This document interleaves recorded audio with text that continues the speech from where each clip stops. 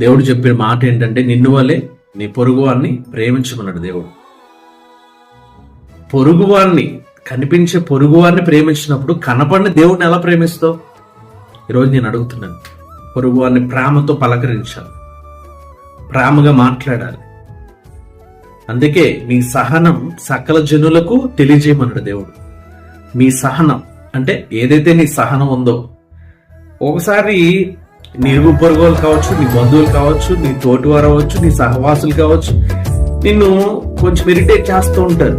కానీ నీలో ఉన్న సహనం, క్రైస్తవుడిగా నీకెంత సహనం ఉందో, నీ సహనాన్ని నువ్వేం చేయాలంటే నీలో ఉన్న సహనాన్ని సకల జనులకు వారికి తెలియచేయాలి. ఈరోజు ప్రేమ కలిగి ఉండట్లేదు.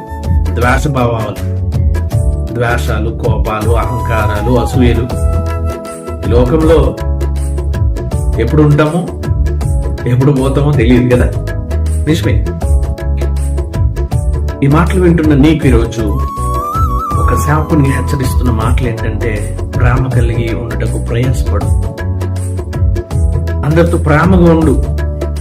ప్రేమతో సమస్తం కూడా జయించగలుగుతుంది. అది నీ కుటుంబంలో అయినా ఉండొచ్చు, ఒకవేళ నీ భర్త విషయంలో అవ్వచ్చు, నీ భార్య విషయంలో అవ్వచ్చు, నీ అత్తమామల విషయంలో అవ్వచ్చు, నీ తల్లిదండ్రుల విషయంలో అవ్వచ్చు. ప్రేమ కలిగి ఉండడానికి ప్రయాసపడు. ప్రేమ నేనేం చేస్తుందంటే ఇది చేస్తుంది, ప్రేమ దగ్గర చేస్తుంది. కోపము, అహంకారము, అసూయ ఇవన్నీ కూడా విడిపోవడానికి కాబట్టి ప్రేమ కలిగి ఉండడానికి ప్రయాసపడు.